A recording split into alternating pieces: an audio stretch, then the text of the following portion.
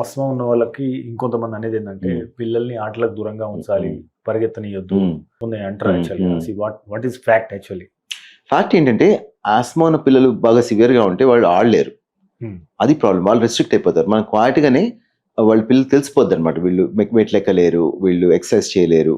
కానీ ఏంటంటే అది మనం పట్టుకోవాలి. అది మిస్ అయిందంటే వాళ్ళు మళ్ళీ పెద్దవుతున్న కొద్దీ they will not be able to exercise. మా రికమెండేషన్ ఏంటంటే ఆస్మా సిమ్టమ్స్ ఉంటే గట్టిగా ట్రీట్ చేసి we prefer them to exercise. Exercise చేస్తే లంగ్ కెపాసిటీ పెరుగుతుంది, హార్ట్ హెల్త్ ఇంప్రూవ్ అవుతుంది. సో వీటి వల్ల ఏమవుతుందంటే actually it's a beneficial effect.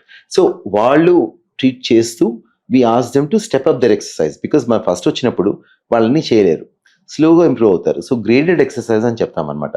So గ్రేడెడ్గా exercise మనం ఇంప్రూవ్ చేసుకుంటూ వెళ్తే వాళ్ళ లంగ్ కెపాసిటీ పెరుగుతుంది. రాను రాను వాళ్ళు ఇంప్రూవ్ అయిపోయి almost like they like normal children. They should play. So we advise good exercise in children with asthma. 62 లక్షల మంది ప్రజల్లో మెడ్ ప్లస్ బ్రాండ్ మెడిసిన్స్ కి మారడం వలన 915 కోట్ల రూపాయలు సేవ్ చేసుకున్నారు. అదే మెడిసిన్స్ అదే క్వాలిటీతో 50 to 80% డిస్కౌంట్లు.